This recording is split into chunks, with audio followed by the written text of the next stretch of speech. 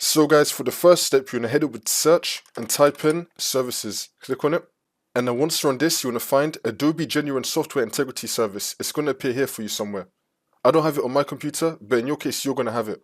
Now, once you find that, you want to double click on it. Make sure that you have the startup type on disabled, and then click on stop, which will now make the service status stopped. So make sure that you have the Adobe Genuine Software Integrity Service both on disabled and on stopped. Now, you're going to click on OK.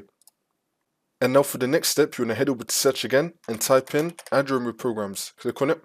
And then once you're on this, you're going to be having the Adobe Genuine Service. You want to uninstall that. Again, I don't have it on my computer, but you're going to be having Adobe Genuine Service. Once you find that, you want to click on the three dots and then click on uninstall. Then you want to uninstall that.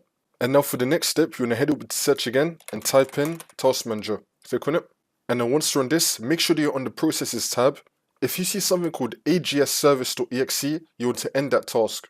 You might not have it, but if you do see that, agsservice.exe, if you find it, you want to click on it and then click on End Task. And now for the next step, you want to head over to search again and type in File Explorer. Click on it. And then once you're on this, on the left hand side, you want to scroll down and then click on this PC. Now you want to click on the drive where you have Windows installed on. It's going to have the Windows logo on it. Double click on it.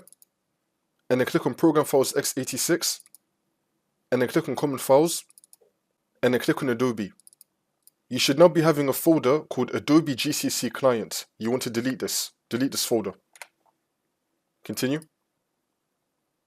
And now for the last step, you just want to restart your computer.